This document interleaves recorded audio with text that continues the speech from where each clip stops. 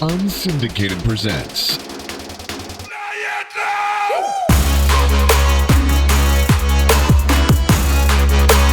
the Air with Sean Baligian.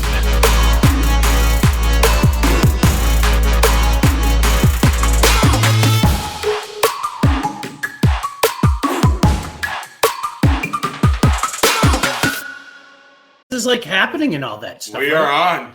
Outstanding.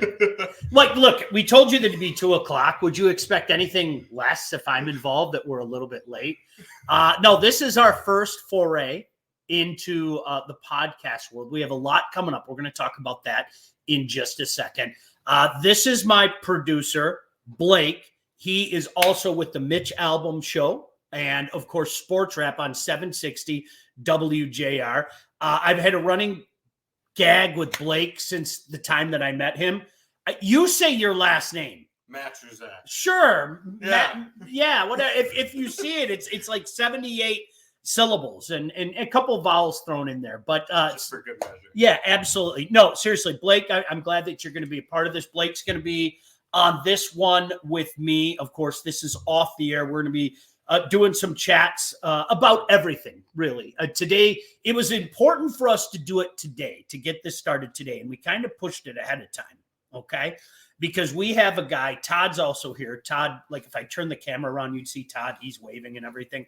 Todd has been doing so much work setting up other things. And let me try to get the technical stuff out of the way because he knows it better, but we're trying to get on like all the platforms. We're going to be everywhere. That's the plan. Am I saying it right, Todd? Okay, yeah. So, but we wanted to get out. Obviously, this is a big weekend, and I even did my buddy Blake a big favor today. Okay, I think you guys know which side of the fence I sit on in the college football world. Turn around, see what's behind you. I have to. They won a national championship. There comes a time where you just have to shut up and you have to do a tip of the cap. They won the national championship. Yeah, I mean, it might have been a little bit of a controversial season, but we figured it out. You have nothing to apologize for. Nothing to apologize for. It's weird because I was happier after the Alabama game. Like, I was happy, like, no matter what. But you beat Alabama and you're like they're gonna do this. It was anticlimactic. Yeah, it really was. It was anticlimactic watching the championship. Yeah. I can't imagine what a Michigan fan went through. I don't know if you saw what I tweeted this out and I put it on Facebook as well. I said, Michigan fans, you've had a lot of people chirping at you the last 15 years. Yeah. I have been one of them. I have made fun of every one of their little taglines. All in for Michigan. Remember Rich Rod holding the towel. And Jim Harbaugh is going to come in and win the Natty within 2 years and all of that stuff. They had to put up with all that chirping for all that time, and they're the only ones that should be chirping right now. Yeah. There comes a time you got to shut your mouth. I never understood that when people would like try to beg, like when Ohio State won the championship in 2014, and people on here are trying to bag on them, and I'm going, what are we doing? What are we even doing here, right? So can we see people talking to us and all that stuff? No kidding, right? Look at that. Look at that. Somebody said Todd Losey is the best.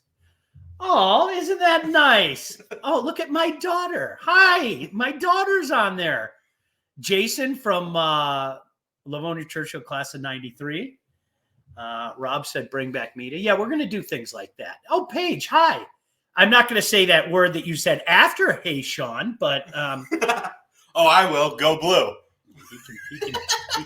Paige, by the way, do you see, that side? Do you see what's over my head right there? Do you see that right there? You see the W?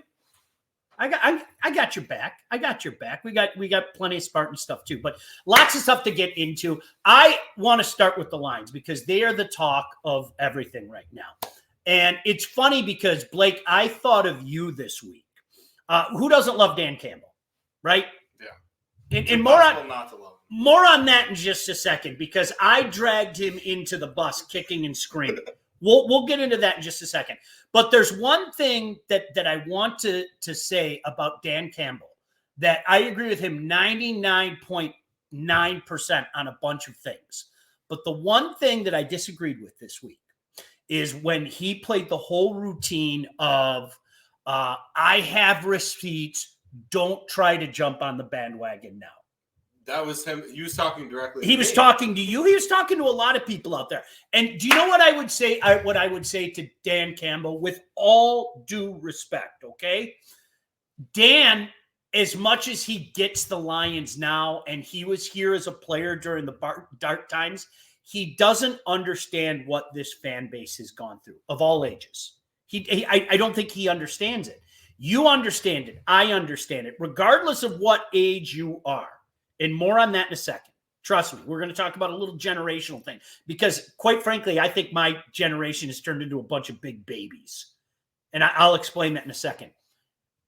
He has to understand that the Detroit Lions, as a franchise, as much as we love them, as many of us have never gone lion free or whatever the quote may be, okay? Dan has to understand that this is a franchise that hasn't built any cachet with their fan base. They haven't. Like they trust us. Well, based on what? Yeah. So what Brad Holmes had to do and what Dan Campbell had to do was start from scratch in the trust department. You know what I'm saying? Yeah. Well, I mean, what reason would you have to trust the Lions growing up, regardless of, how old you are? What reason would you have to trust that the Lions are doing the right thing, to trust that the Lions are going in the right direction? And when I heard Dan say that, I get what he's saying. And I think it's going to make, the longtime fans do a little bit of this and everything. But I don't think that's necessarily fair to the guys. And you guys all know me. I never jumped off. I never jumped off. I never said lion free. No, I had my cider mill moments where I checked out at halftime and said, toodaloo, I'm going to the cider mill to get some peace and everything. But this is where I want to talk to you, because Blake and I had a running gag all throughout the season with Lomas Brown, okay? He didn't want to buy in. His little heart has been hurt 1,000 times. Yeah. He didn't want to buy in. So we finally got Blake to a point, Lomas and I. Mm-hmm. And if I'm misrepresenting this, we got Blake to a point where we said, what do the Lions have to do for you to be in? And Blake, not me, Blake spit out, they have to win a playoff game. Yep. Guess who's in? And now, but here's the thing, and I said this to you as I walked into your lovely home today. Now I have like FOMO. I feel like I missed this whole run because I was just like right on that edge and I wasn't in yet. So now that they're starting this run, I'm like, I think I missed something here. No. And that doesn't feel great. No. But like, I just feel like I missed out on something. No, I get it. Listen, I'm a firm believer. I said this many times on the radio, and I said it. I was talking to my buddy Jason Carr the other day on his, and I want to repay the favor. Jason Carr Drive, if you haven't checked it out yet, Jason's one of the best guys out there. Give Jason a watch, a follow, all that stuff. What jumps out to me, Blake, in regards to that is this is just the beginning. I firmly believe that, okay? You have a bunch of young players here right now. We can have the debate about what to do with Jared Goff when this season is over. I don't think the time's yet ready to have that conversation. But when you take a look at the core nucleus of this team, okay, you're talking about a bunch of young guys and guys that still have to see some progression. And I go back to 2014, as good as that team was, in particular that defense, they were 11-5, if you remember, got shafted down in Dallas. There's no other way to say that, okay?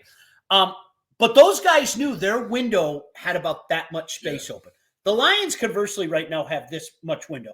That's not to say that, well, golly gee, let's pat them on the back. They won a playoff game. No, now that you're here, you want to knock off Tampa. You want to think about knocking off San Francisco out there, or God forbid, Green Bay wins. You want to do that as well. But there is no window closing anytime yet with this team. So I don't think you've lost out on anything.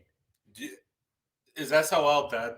That was the whole narrative. It's got to be. It's dead. It's got to be. I'll ask you guys. And I, you know what I'm doing right now? I'm thinking about the older guys. Like I know my buddy Gordy, G-Dub, what's up? L-Town for life.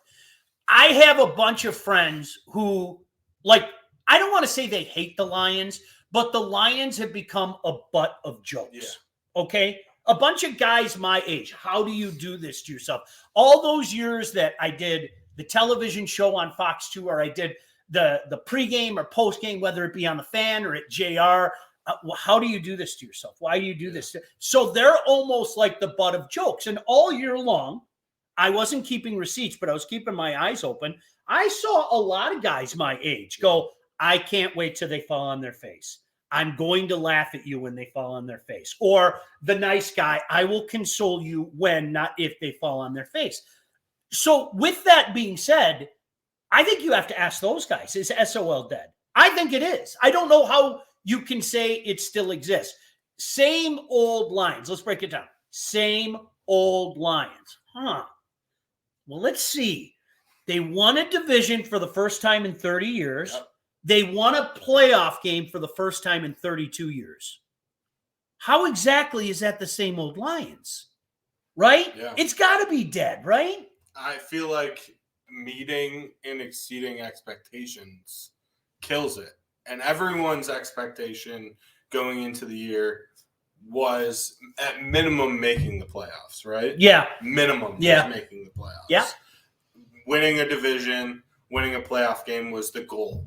They've exceeded that. Yep. They've gotten there. So I agree with you. But there's people that say it's not dead until they win a Super Bowl. Jay said 50 years old. What if they lose tomorrow? Would that be same old Lions? I think somebody would categorize that a game that clearly they should win, where they're the biggest favorite this weekend, 6.5. Yeah. I think somebody would categorize it as such. Yeah, I do. I think they would. Now, the one that would, and this has entered my brain, and I don't want you to punch me for saying this. Oh, if Green Bay somehow wins, I don't even want to think about that. and Could you imagine that? Comes in, dude. Could you imagine that? Could you imagine that? My buddy Jeff, Jeff, we'll talk about you, said Dan Campbell changed this culture. I cannot explain to you guys, like I can't put this into words adequately enough to say where this culture was at the end of the Patricia regime, really the last year and a half of the Patricia regime, and what Dan Campbell did to it. I can't say enough. There's no way I could adequately describe that to you. That place, and you talk to our boy Lomas about it, and we'll try to get Lomas here when the season's over, hopefully after the Super Bowl. But we'll try to get Lomas here. I'm not joking, Blake. There were times where we were walking out of Ford Field, and it's like the first week of November, the second week of November. And this is a true story. This is a conversation we had in 2019 where we looked at each other and said, we got another 2 months of this. Yeah. And the place was like walking out of a funeral home. I'm not joking. So, Jeff, to your point, you can't put a price tag on how quickly he changed that. Culture. You brought up Brad Holmes earlier. And yeah. I think, like, obviously Dan Campbell deserves a lot of credit, but the way Brad Holmes has constructed this team and put things together, and he, like, bringing in those players that fit what Dan Campbell wants to do in that culture, I think that's almost more important. Oh, it's incredible. It is. And to me, a general manager earning your trust is the greatest. How could you, like, honestly, I don't care who you are. You could be one of those guys like Blake was just a week ago. Honest to goodness, how could you not trust Brad Holmes at this point in time? 100%. How could you not? Like, you're trying too hard if you're not willing to give the guy his flowers at this point in time. He's more than proven himself. I mean, just even not the high round picks, but those middle tier guys that have, like, clearly proven themselves at this point. I mean, getting Branch in the second round. I love what Bill said, and Beth said it as well. You can't say enough about what Sheila did. You can't. Yeah. And I go back to that Thanksgiving Day game where everybody and their brother knew that was it for Matt Patricia. Do you remember the famous picture in the paper where she's literally sitting in her box like this with her hands covered over her face? So you knew that was the end of Matt Patricia. But for Sheila to listen, especially growing up and knowing what people said about her family. Yeah. How many times have you heard somebody said the Lions are never going to win with the Fords? They need to sell the team, et cetera, okay? She knew all that stuff, made a change. And as Beth brought up, Chris Spielman coming on board and having a passion for this franchise. You can't put a price tag on that. I think that's underplayed. We had him on the air, if you remember, in the fall, and he's the coolest guy. He's just so intense. But he said to me, I asked him, I said, okay, so what's next? And he said, when we win, my job's done. Yeah. I'm going to walk away. Do you remember that? I'll never forget that. He goes, when we win, my job's done. I'll walk away, job complete, mission completed, and I'm just going to walk away.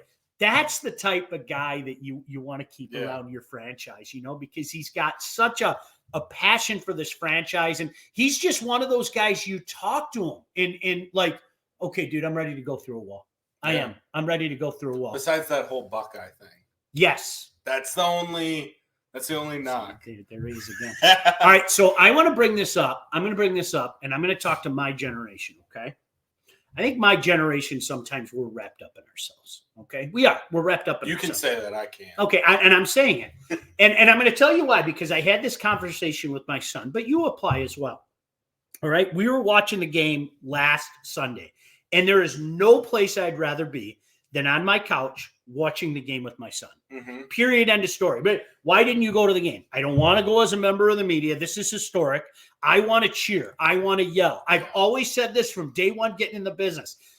I'm going to find a way to be objective. And sometimes I'm going to say things that you don't want to hear and things like that. But I'm never going to stop being a fan. Ever, ever, ever.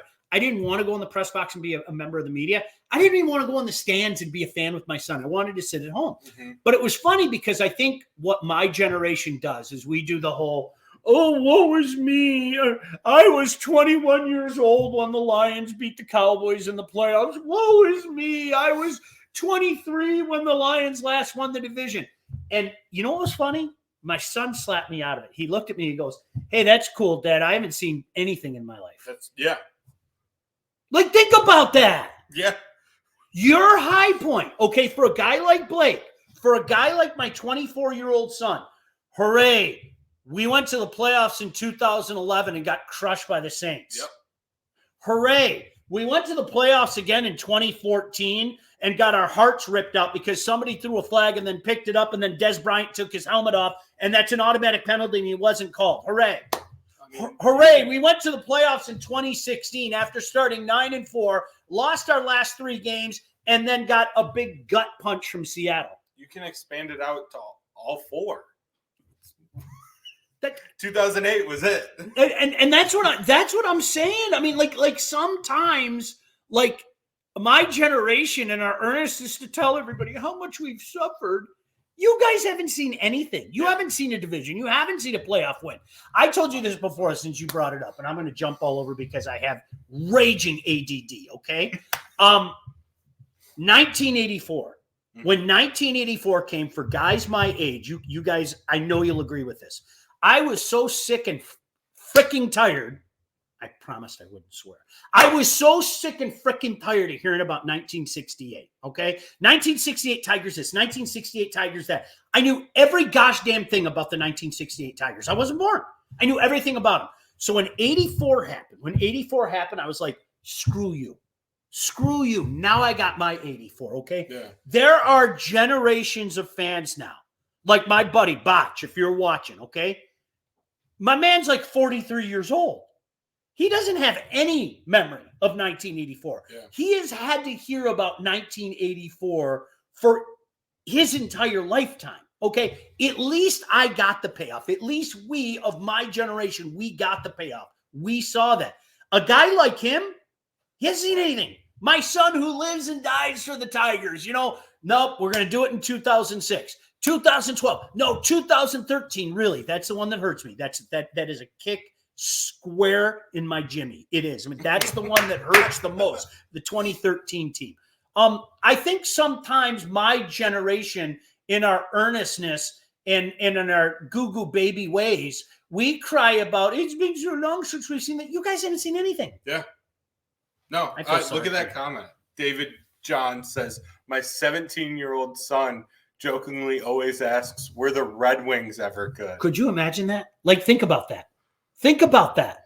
And for a guy like me, I was doing all that stuff on Fox 2 at the time, 08, 09. It was so much fun. That doesn't seem like that long ago, but put yourself in the shoes of a 17-year-old kid who was 1 or 2 at the time, who doesn't understand that literally from 1995 until 2009, the Detroit Red Wings were the measuring stick in the National Hockey League. Yeah. Make no mistake about it. Respect to Colorado, respect to New Jersey, the Detroit Red Wings were the measuring stick in the league. And now you got 17-year-olds asking if they were ever good. Isn't it incredible? All right, I got to bring something up because Todd and I were talking about this before you came over, but I know you peruse the internet a lot. You see these stories that come out that okay, who's America's team? Let's look at the flag, geographically speaking, and see what areas are rooting for the Detroit Lions. Yeah. And one of the things that jumped out to me, and of course, I'm sure you guys have seen it by now, but the synopsis of this article was suddenly the Lions have become America's team and everybody's rooting for the Lions. Whatever. I don't care. Okay. I'm not going Dan Campbell on you. Welcome aboard. If you want to jump on now, he can come on, Dan. I'm personally extending him an invite. But with that being said, it was funny because they had the Lions logo all over Michigan. Yeah. And to my friends in the UP, and maybe some of you are watching, and I actually put this question out on Twitter today, okay? I can hear them going all Lee Corso right now. Not so fast, my friend. Do you think the average fan understands how many Packer fans there are up there? I don't. Neither do I. Because you have to go up there and see it for yourself. No, you don't get it. You don't. And it's funny because I asked this. That's great. That Red Wing comment just made me feel really old. It must be because I am. Join the club, right? I mean, it's amazing. I'm in the same boat. I pose this question, and if you'll give me just a moment, I want to read some of the responses because a lot of people chimed in on this. Somebody said, Ontanagon, I hope I'm pronouncing that, is 80% Packer fans up there. My buddy Dan said, according to my UP in-laws, the line is basically from Munising to Manistee. But when I was up there, there were pockets of Lion jerseys when I was in Marquette. My friends from Calumet, the Copper Kings hockey, Copper Country is probably 70-30 Packer fans.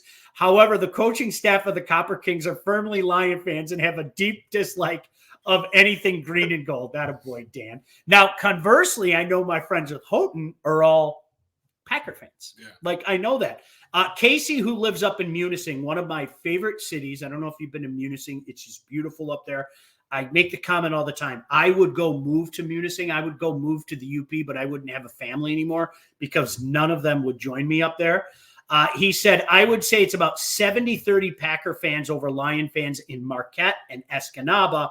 And Manistee is about 50-50. East of Manistee and Newberry, Lion fans dominate. So, I mean, it is amazing. I don't think the average person understands because you probably heard Coach Izzo talk about it. Izzo and Mariucci, of course, grew up in Iron Mountain. He said there were Packer fans everywhere, kind of the western side of the UP. And when you think about it, it's a lot closer. Yeah. Green Bay's not far away from the border up there, right? You don't have to cross a bridge. Especially when the wind's blowing. It's unbelievable. All right, what do you think about the Lions game tomorrow? Let's stay there. So does Baker Mayfield scare you at all? A little bit. Just because you never know with him. You never know what you're going to get. And when it's good Baker and he's slinging it around, I'm rooting, outside of the game, just Baker as a guy. I want him to do well because I think he got such a bad deal in Cleveland. I'm rooting for Baker. But you could also get that Baker game where he throws 3 picks. All right, you're probably too young to remember this, but I know a lot of people out there will. What you just described is I think spot on. It reminds me of a guy that the Detroit Lions had. So Marty Morningweg, who can forget the illustrious Marty Morningweg regime? But there was a quarterback here by the name of Mike McMahon. Have you ever heard of Mike McMahon? Okay, Rutgers guy, Mike McMahon. And he used the greatest, and Todd's shaking his head right now. I think he knows where I'm going with this. He used the greatest analogy for Mike McMahon ever. He said he's a live wire. And I'll never forget when I was in the room, you could feel the whole room kind of going, where's he going with this? Because Marty was one of those guys. Marty said some strange things. Yeah. Marty would also bump dips off me all the time. True story. But Marty said some strange things. So when he said he's a live wire, everybody kind of went like this. And he goes, you know, when a wire goes down, and he goes, there's a lot of electricity there, and it's kind of flopping around. And he goes, it could be good, it could be bad. You don't know. And everybody went, oh my gosh, that's Mike McMahon. Because there's a lot of energy, there's so much going on, but then he makes a pass and you're like, good Lord, how did this guy make it to the National Football League? I feel that way about Baker. Yeah. I do. Baker Mayfield is a guy that can do some things, okay? Baker Mayfield is also a guy that can reach into his holster, pull out his 45 and shoot you in the thigh, then shoot you in the knee, then shoot you in the foot. I mean, that's Baker Mayfield. Yeah. I think one of the mistakes that we make as fans, and sometimes, a lot of times as analysts as well, what happened October 15th has nothing to do with what might transpire at Ford Field. If you guys remember, the Lions went into Tampa. It was October 15th. They smacked the Bucs around that day. It was arguably that and maybe the Falcon games were the two best defensive efforts of the year. They didn't do anything offensively, nothing offensively. Baker Mayfield was a disaster. That was a game this year where at no point in time did I watch that game and say to myself, oh no, the Lions might lose this. They were in control that whole game. You know what I mean? And one of the factors in that game, and I'll bring to your point about Baker, which I agree with, let me bring up the Lion run game. They shut down the Lions that day, if you remember. Couple problems there. Jahmyr Gibbs was out, and if you remember, Monty got dinged up, and they didn't see much of him. Yeah. Jared Goff had to toss the ball around 44 times, had the big play to J-Mo, if you remember. So I think when you're looking for storylines into that, I agree with you. I think Baker Mayfield is a better quarterback, especially now, and that rapport that he has with Mike Evans. And by the way, number one wide receivers are just killing the Lions weeks running. I don't get it. It's insane. But with that being said, as good as Tampa's run defense has been all year, not just that game, I kind of like the Lions' chances at home with a healthy Jahmyr Gibbs and a healthy Monty. And I looked up a stat yesterday. All right, go ahead. That's going to make you feel good. Yeah. Lions' red zone defenses, they showed it against the Rams, been very good. You know who the third worst red zone offense is in the NFL? Tampa Bay Bucks. Mm-hmm. So if that kind of makes you feel a little bit better, 6.5 is a really weird spread too. Yeah. I think that I like the Lions' chances this weekend. I just San Fran, if they win that game, it's a different beast. So if you guys don't know this, and I'm going to try to talk him into this, I know two degenerates, and I say that with respect. You and Barbecue Mike, you guys should do a gambling show because you're both you're obsessed. Yeah, all I do is think about honestly, I can't believe you haven't brought it up yet. I'm sitting here going, that's the biggest shock of the day. I should have buried the over 10 minutes before Blake started talking about betting. I would have gotten great odds on that. That's true. So what do you think about the number? I would take the Lions if it stays at 6.5. If it gets to 7.5, I would take Tampa Bay. Okay. Right. I think it's going to be a touchdown game. Yeah, me too. So I feel the same way that you do about San Francisco as well. I think San Francisco's kind of been, other than when they went through their down period, and the one thing that they have in common is they were humbled by Baltimore, just like the Lions were. But San Francisco, from a matchup standpoint, terrifies me. It isn't even so much going to San Francisco because I think the Lions have shown they can get things done on the road. It isn't even that. I think from a matchup standpoint, that game terrifies me. The one thing that people don't put enough credit into, in my humble opinion, and I know you and I talked about this all year, is everybody knows about McCaffrey. I mean, what a magical season, and your boy Brock. But I think Ayuk is one of the most underrated players in the National Football League, period. 100%. Period. Regardless of position, talk about Debo, talk about McCaffrey. Ayuk is a guy that can murder you. But Debo on rest, too. I don't want to think about it. Debo's he's been resting for 3 weeks. Isn't that great? Duncan said the Lions have never lost a playoff game at Ford Field. It's true. Great to say things like that, Duncan. It is. It's great to say things like that. So what game other than this one jumps out to you this weekend? I think the obvious one is Kansas City Buffalo. I love it. I'm so excited. Like every time those two teams play in the playoffs, it comes down to the wire. It's an epic game. Mahomes' first true road playoff game in his career, which is insane to say. I mean, he's 12-2 at home, but now he has to go on the road, prove it in Buffalo. Super tight line. It's only 2.5. Just everything about that game. Two of the best quarterbacks in the NFL.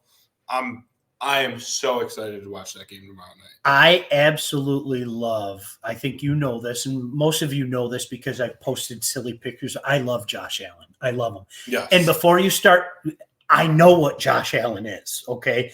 Josh Allen, let's go back to the Mike McMahon thing, okay?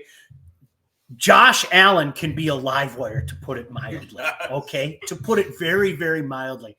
That guy, do you know who he reminds me of? And I forget who it was. Was it Romo? One of the broadcasters said he reminds me of Brett Favre. And I was like, holy crap. Because Brett Favre was a guy that might throw 2 unbelievable interceptions. Yeah. Like, are you serious? I can't believe that guy threw that ball. What the hell is he thinking? But he puts his cowboy hat back on. He puts his holster back on. And he's just a gunslinger, and he's going to go out there and he's going to keep coming at you regardless of what happens. And I remember when Michigan State had their run 13-15. I loved Connor Cook. And the reason why I loved Connor Cook is I think a quarterback's ability to forget is so vitally important. Okay? You make that terrible pass. You miss that pass. You throw an interception, whatever the case may be. Your ability to just say, it happened, move on, wait till I get the ball back, yeah, I think is huge. And that's part of the reason, that and the fact that everybody and their brother thought that Josh Allen was going to stink going back to his draft year. What are the Bills thinking?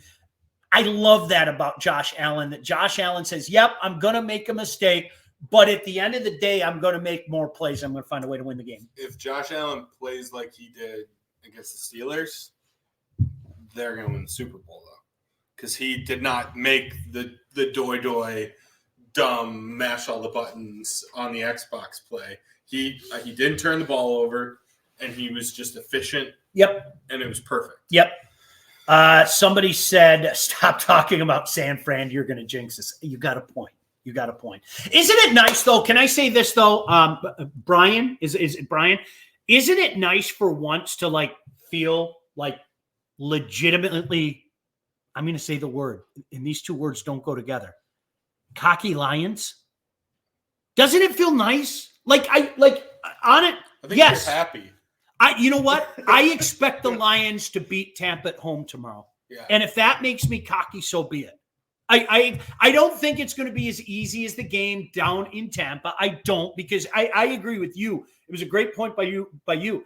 This is a different Tampa team now, okay? And I think Baker in particular, there's a level of comfortability that he didn't have back then. So, but I can say, Todd, is it a cocky Lion fan?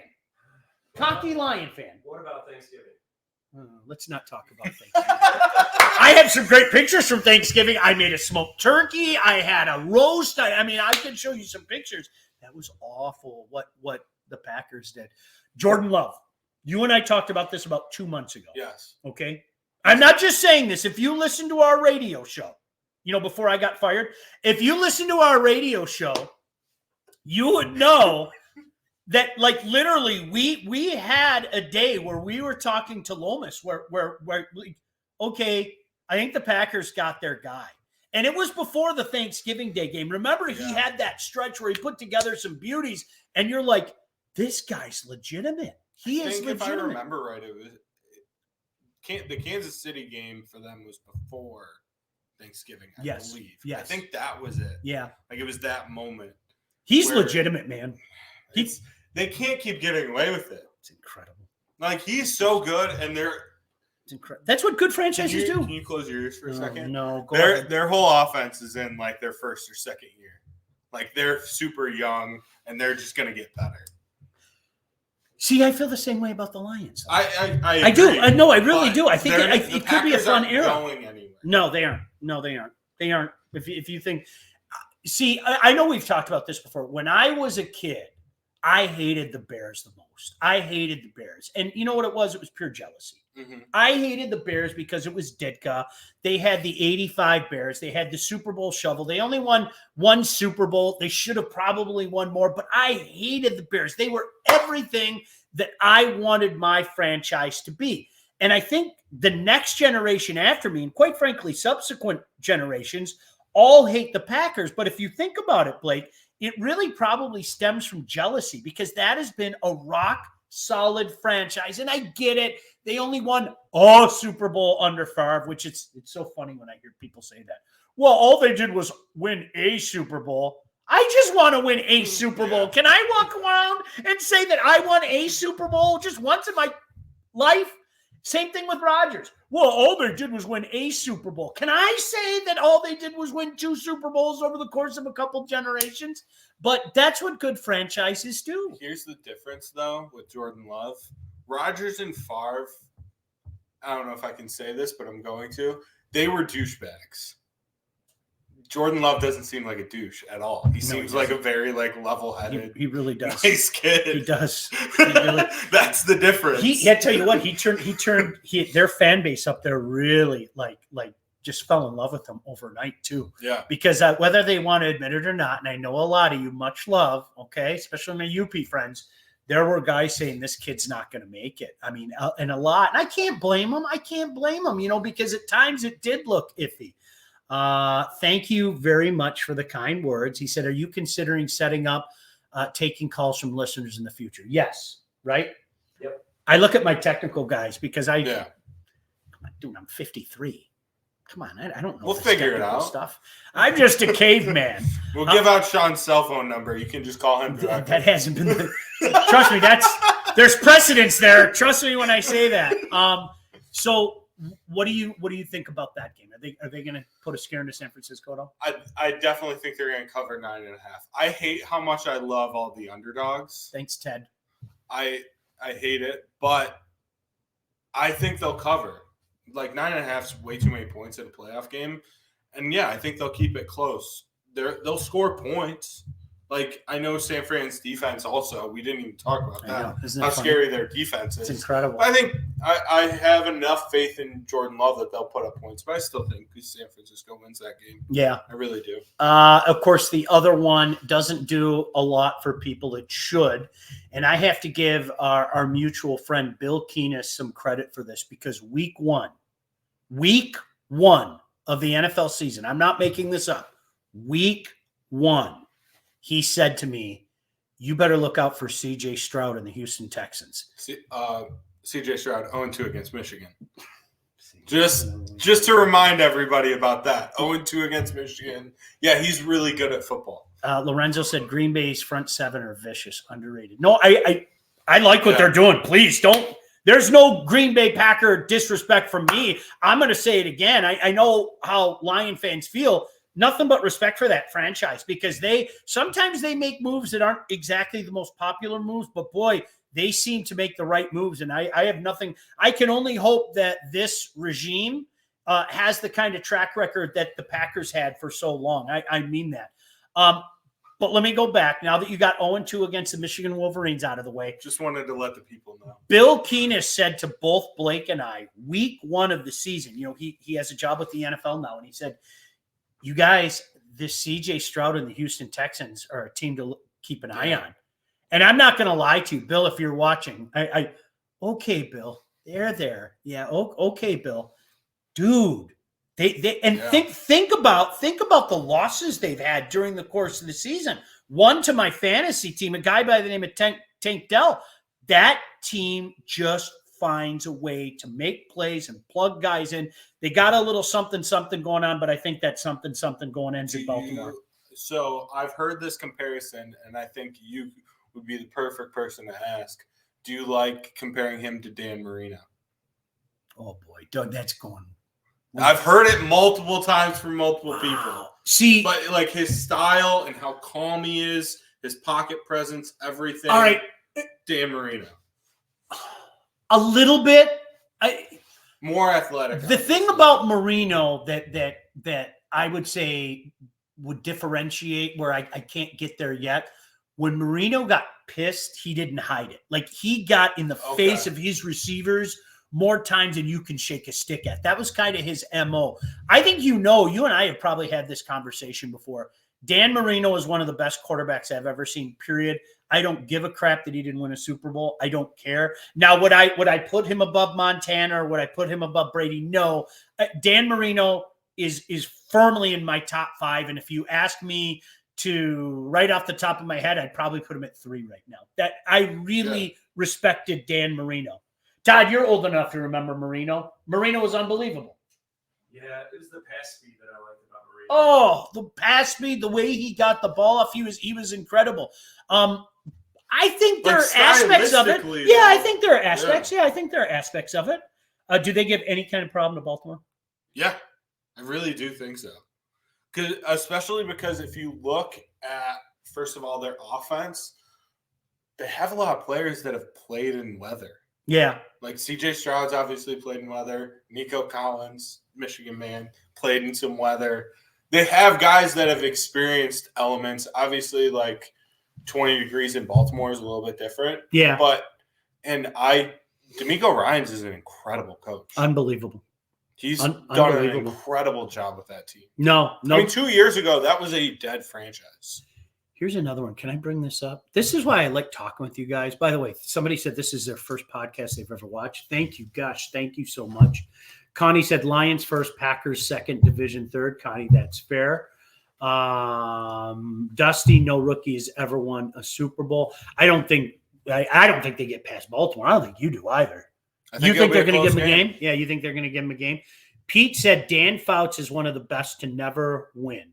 Dan Fouts was a guy that a guy like him today would probably be out of the league in a couple of years because he was like a statue back there. You know, he was the type of guy, pocket passer, with all the different looks and all the different blitzes. But I could not agree with you more.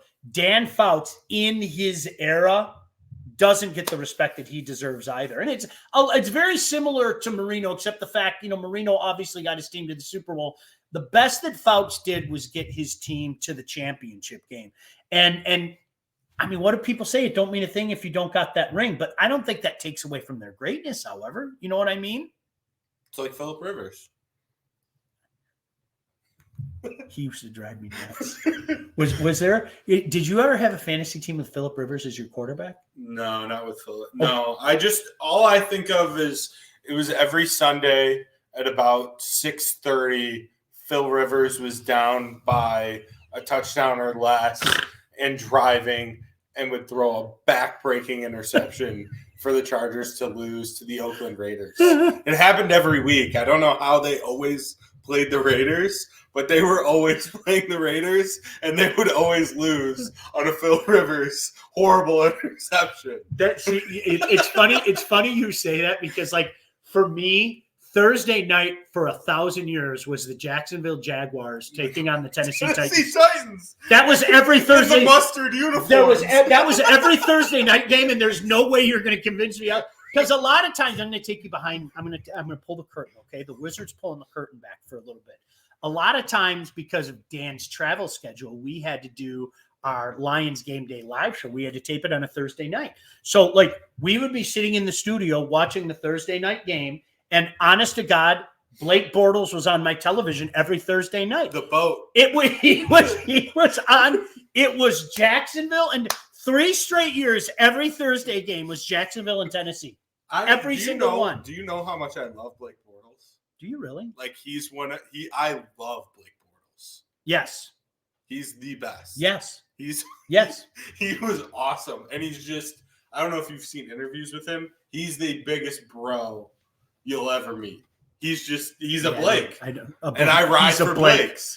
Casey said, biggest misconception in Marino, he got his team to the Super Bowl. He did not. He was 7-4. His first full year, he went to the Super Bowl. Absolutely. He's David Woodley in the strike year, if you remember. That was the John Riggins famous run. They won 27-17. Marino's drafted in the 83 draft. They went to the Super Bowl in 84, and it was somebody fact check me. 38-16, I believe. San Francisco pounded them in Super Bowl 19. You like the chat, don't you? Oh, I love it. This is great. Sean's addicted to the chat. No, this is great. Rio threw 2 interceptions, and that was the score. 38-16, yeah, in January of '95. Doesn't Rivers have 12 kids? Yes, he can fill a whole roster with just his children. Scott said, "Is Habs man coming in as a guest?" I can ask him. Ass. Somebody said Lee and Terry brought up a couple. Terry Bradshaw. Okay, Terry Bradshaw made as many mistakes as any quarterback as I've seen in my lifetime. I am not. There was one year, again, fact check me. There was one year I'm convinced his stat line was 28 touchdowns and 27 interceptions. Okay, that's Jameis Winston. Yeah, it is. Jamie, you love Jameis. I love Jameis. Todd, fact check me. But no, seriously, there was one year I think it was 28 touchdowns and 27 interceptions. Like Yeah. But I'll tell you what, when that game was on the line, that SOB made plays. Bradshaw made plays, and the guy won 4 Super Bowls, and he would find Stallworth, he would find Swan. Seriously, I know that Terry comes across as the goofy guy on Fox 2 and everything. I don't think people realize, to both of your point, what an assassin he was. He was really, really an assassin. So, yeah. I like that comparison, by the way. David says CJ Stroud reminds me of that's Steve a good Young. one. That's a good one. With the athleticism, absolutely. No doubt about it. Guest barbecue segment, shows, days, weeks, months. That's what I'm thinking. Yes, we're going to do things like that, because what you can't see, my smokers are about 20 feet away. Now, Blake has been over here for some of the big extravaganzas. So, yeah, we'll do some stuff. I'm going to have to show Todd some of the stuff we do. I'm sure you guys have seen it on Facebook or Twitter, some of our pictures. What's the favorite thing we ever made? Do you remember? Is there one that sticks out to you? I mean, I'm very particular to the pulled pork. Okay. I love your pulled pork. Thank you. Yes. You blew us off when we had the one in November. Maybe that's why I was fired. Did you ever think about that? I had to work. Yeah, maybe that's why I was fired. You worked. I got the boot. So, no doubt about it. Julie. Hi, Julie. I know Julie. Julie said I was going to ask where the brisket is. I have a giant slab that I'm going to save for a special edition. And it's probably going to be when we do one of these shows down here. Just to reiterate, if you're just joining us, there are going to be so many things that we do. Our website's going to be up very, very soon. All these are going to be available on platform. I'm going to do a hockey show. Julie, with a mutual old friend of ours, by the way. I'm not giving any hints, but a mutual old friend of ours is going to be down here doing some of the hockey shows. It's going to be called What the Puck. I'm going to have, series of interviews with people, whether they come down here, some of my, friends from yesteryear in the Detroit sports scene and everything. We've had a few of those guys over here for some barbecues. Yeah. Some former Red Wings, some former Lions, and things like that. So we have a lot of stuff coming up. There's really a lot of stuff coming up. Anything you want to talk about before we get out of here? No, I'm good. I'm just happy. I'm happy to be here. I'm excited to watch the games this weekend. Listen to this. And I'm excited to bet on the games this weekend. All of those things. Would you and the other degenerate I know, would you guys like to do a betting show? Oh, yeah. We can talk about all the money we've lost. Now, do you want to do it? Do you want to do it like when football season starts, or like for you guys, all year is the time to lose money? We do a football season, and then we do a special edition during March Madness, where I really talk about all the bets that I heard. My buddy John over in Windsor. I was there yesterday. Shout out to the Saints. Listen, I've heard that the craziest day of the year in Vegas is like that first day of the tournament. Like first weekend is insane. Multiple people have said that to me, that's like the crazy. Because I'll tell you what, one of the coolest game watching experiences, I told you this, was being in Mandalay on a college football Saturday. Mm-hmm. That was just fun. It was, a bunch of people, and I think I told you a bunch of Lomas Browns, Florida fans were busting on me because I took Ole Miss in a parlay, and I was like, I don't care if Florida wins as long as they don't win by more than 7 points. And Ole Miss ended up winning the game, but outright. But it was so cool because, like, Blake, seriously, you had like a group of Utah fans over there and Florida fans over there, and a group over here, a group over there. It was just a good time. Yeah. It was a really good time. March Madness it's so much fun and so brutal all at the same time. The first weekend, like those first. If you want to get really degenerate with it, it's actually the week before conference tournament. Yes. Oh, yes. Because there's games Brian. all day, every day. Dusty said this can't be Sean's house. Red Wings and Michigan. Okay, that's all right. I got you. I did the Michigan thing for him. Okay, don't forget. I got the Spartans Rose Bowl up there. We left that out of the shot. Always. Well, yeah, we can fix that. Hold on, just hey, look at that! It's amazing what happens. So, Chris as well. But no, I had to put the Michigan helmet in there for him. That's respect. Sometimes you have to shut your mouth. Do you know what? Okay, I thought we were done. I'm ready to go on another rant. You know what drove me crazy? Okay. And I'm going to talk to fellow Spartan fans out there. Do you guys remember in 2013, in 2014, and 2015, how so many people and so many Michigan fans wanted to try to detract from what Coach D'Antonio was doing? In particular, that 2013 season. You remember? Hall of Famer now. They're lucky. I know, isn't that great? They're lucky. Oh my gosh, they get all the breaks. They beat everybody in conference by double digits, went and won the Rose Bowl. And I'm having people try to detract from them. So, Blake, honestly, and I'm not doing this smug, and I'm not doing this like to better than you. There comes a time where you know what you have to do? I'm not going to go say go color that rhymes with glue. That's never going to come out of my pie hole. Never, ever, ever, ever. You could say, I will give you $1 million. And those words are never going to come out of my mouth.